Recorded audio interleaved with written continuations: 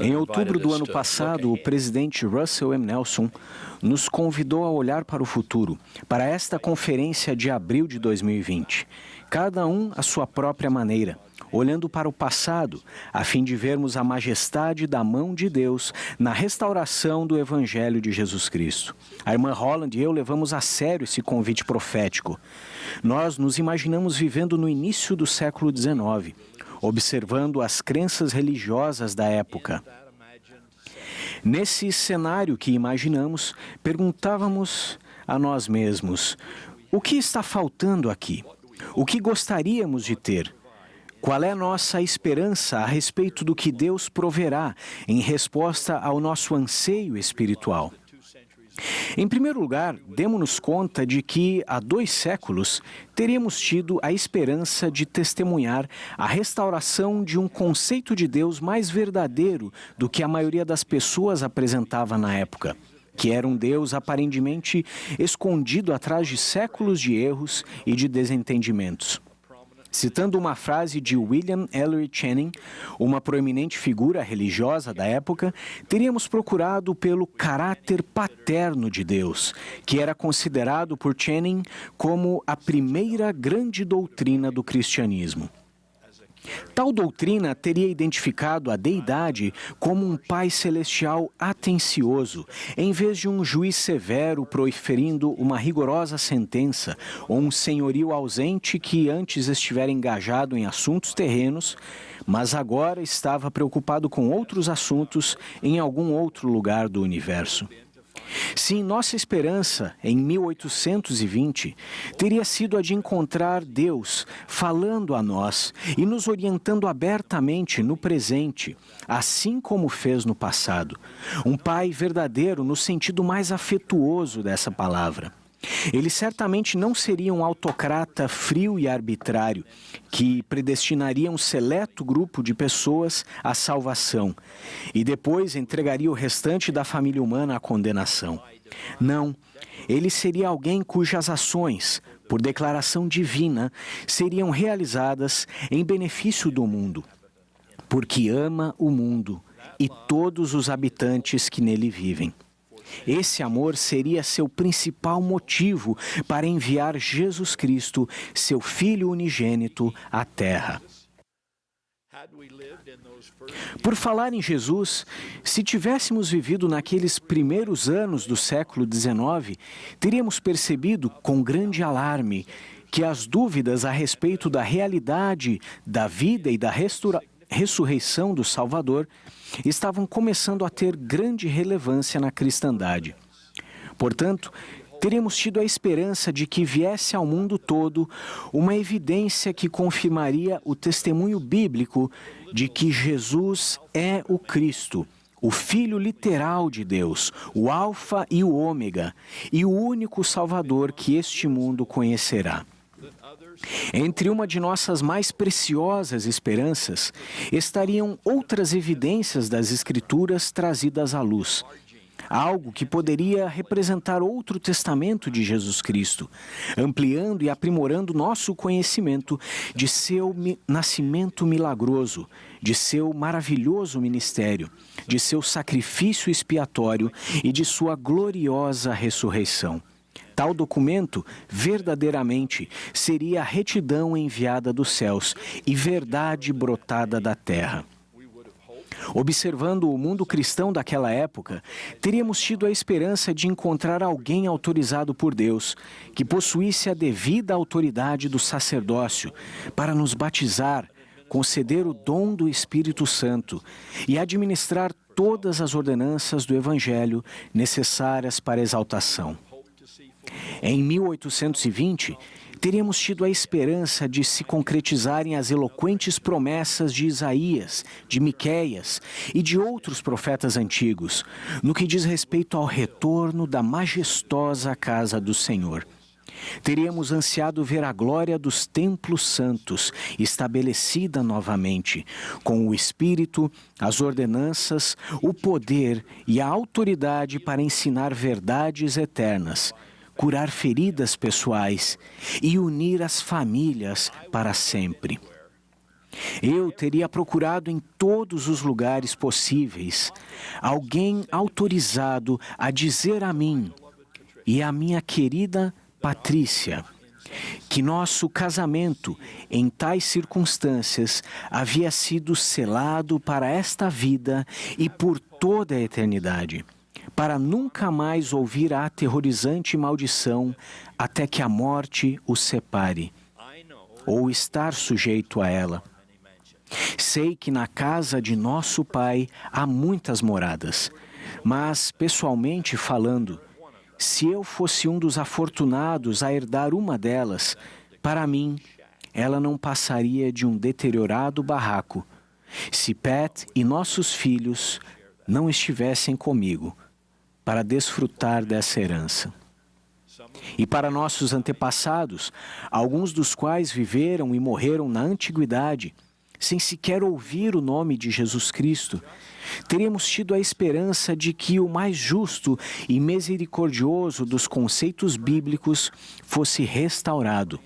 A prática de pessoas vivas oferecerem ordenanças de salvação em favor de seus entes queridos falecidos. Nenhuma prática que eu possa imaginar demonstraria com mais esplendor a preocupação de um Deus amoroso com cada um de seus filhos terrenos, a despeito da época em que tenham vivido ou onde tenham morrido. Bem, poderíamos prosseguir com nossa lista de esperanças no ano de 1820, mas talvez a mensagem mais importante da restauração seja de que essas esperanças não foram em vão.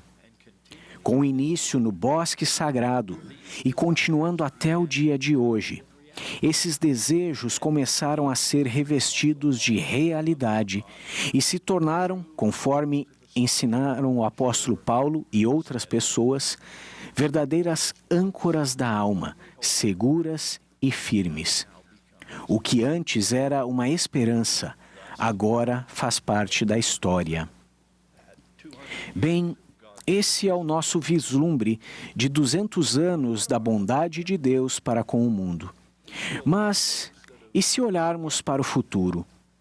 Ainda temos esperanças que não foram concretizadas. Neste mesmo momento, travamos juntos uma batalha contra a Covid-19, um solene lembrete de que um vírus 1000 vezes menor do que um grão de areia pode abater populações inteiras e as economias do mundo. Oramos por aqueles que perderam seus entes queridos para essa praga moderna, bem como por aqueles infectados no momento. E oramos por aqueles que oferecem cuidados de saúde para os infectados. Quando vencermos esse vírus, e nós vamos vencê-lo, que estejamos igualmente comprometidos em libertar o mundo do vírus da fome e libertar comunidades e nações do vírus da pobreza. Que tenhamos a esperança de ver escolas em que os alunos sejam ensinados, não aterrorizados como se estivessem para ser fuzilados. E a esperança de ver a dádiva da dignidade pessoal por parte de todos os filhos de Deus, sem serem afetados por qualquer forma de preconceito racial, étnico ou religioso.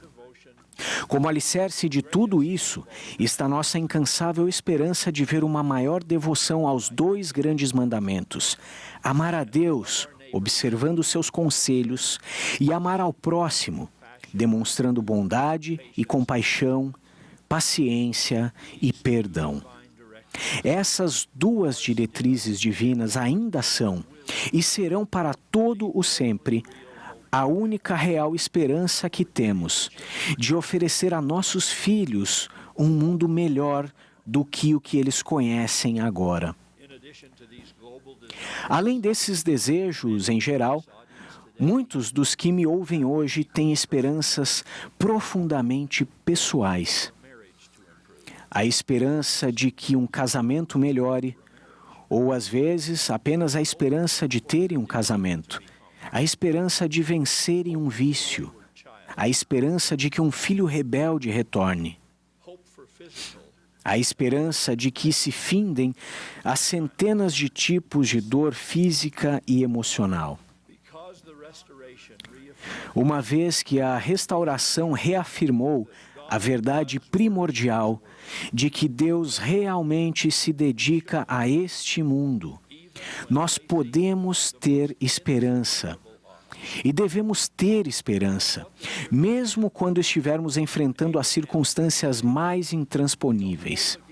Era esse o significado da Escritura, que mostra que Abraão, em esperança, creu contra a esperança. Ou seja, ele foi capaz de acreditar, a despeito de todas as razões que tinha para não acreditar. Que ele e Sara podiam gerar uma criança, quando isso parecia totalmente impossível. Então, faço-lhes esta pergunta. Se tantas das nossas esperanças em 1820 puderam começar a ser concretizadas, com um facho de luz divina aparecendo a um simples menino que estava ajoelhado em um bosque no norte do estado de Nova York, por que não deveríamos ter a esperança de que desejos justos e anseios cristãos ainda podem ser maravilhosamente, milagrosamente atendidos pelo Deus de toda a esperança? Todos precisamos acreditar que o que desejamos em retidão pode, algum dia, de alguma forma, de alguma maneira, tornar-se realidade. Irmãos e irmãs, sabemos quais foram algumas das deficiências religiosas no início do século XIX. Além disso, estamos cientes de algumas imperfeições religiosas atuais que ainda fazem com que a fome de algumas pessoas não seja sanada e sua esperança não seja concretizada. Sabemos que muitos desses descontentamentos estão levando algumas pessoas para longe das tradicionais instituições eclesiásticas. Também estamos cientes, como escreveu um frustrado escritor, de que muitos líderes religiosos de nossos dias parecem estar desinformados ao abordarem esse declínio, oferecendo como resposta um ralo mingau de deísmo terapêutico, um ativismo simbólico barato, uma heresia cuidadosamente elaborada, ou às vezes nada mais do que tolices pouco inspiradoras.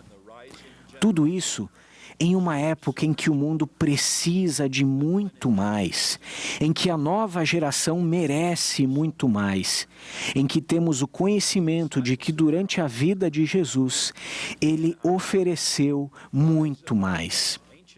Como discípulos de Cristo, podemos, em nossos dias, fazer melhor do que os israelitas da antiguidade, que lamentaram dizendo: os nossos ossos se secaram e pereceu a nossa esperança. Na realidade, se por fim perdermos a esperança, perderemos o último amparo que possuímos.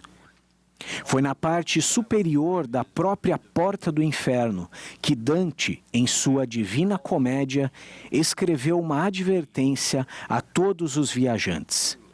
Deixai aqui toda a esperança, disse ele, ó vós que entrais. Quando a esperança verdadeiramente se desvanece, o que nos resta é a chama do inferno, que se inflama por todos os lados. Então, quando estivermos contra a parede e quando precisarmos nos lembrar das palavras do hino que diz: que me socorra a tua proteção, entre nossas virtudes mais imprescindíveis, encontraremos esse precioso dom de esperança, que é intrinsecamente ligado à nossa fé em Deus e à nossa caridade para com as outras pessoas. Neste ano de bicentenário, ao olharmos para o passado com o intuito de ver tudo o que nos foi dado e de nos regozijar com a concretização de tantas esperanças, reitero o sentimento de uma bela jovem ex-missionária que falou a nós em Joanesburgo, alguns meses atrás. Não chegamos até aqui para chegarmos somente até aqui. Parafraseando uma das mais inspiradoras despedidas já registradas nas Escrituras, Uno-me ao profeta Nefe e a essa jovem irmã, dizendo: E agora, meus amados irmãos e irmãs, depois de haverdes recebido esses primeiros frutos da restauração, eu perguntaria se tudo terá sido feito. Eis que vos digo não. Deveis, pois, prosseguir com firmeza em Cristo, tendo um perfeito esplendor de esperança e amor a Deus e a todos os homens. Se assim prosseguirdes, diz o Pai, tereis vida eterna. Graças dou por tudo o que nos foi concedido nesta última e mais maravilhosa de todas as dispensações, a dispensação do Evangelho restaurado de Jesus Cristo. As dádivas e bênçãos que fluem desse Evangelho significam tudo para mim. Tudo.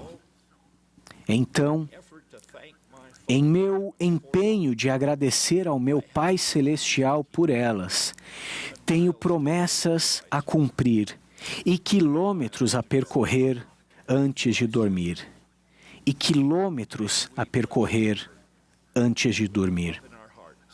Que prossigamos com amor no coração, caminhando no esplendor de esperança, que ilumina a senda da santa expectativa em que agora nos encontramos por 200 anos. Testifico que o futuro será tão repleto de milagres e tão abundantemente repleto de bênçãos quanto o foi no passado. Temos diversos motivos para ter a esperança de bênçãos ainda maiores do que as que já recebemos, porque esta é a obra do Deus Todo-Poderoso. Esta é a igreja da revelação contínua. Este é o evangelho da graça e da benevolência ilimitadas de Cristo. Presto testemunho de todas essas verdades e de muitas mais. Em nome de Jesus Cristo. Amém.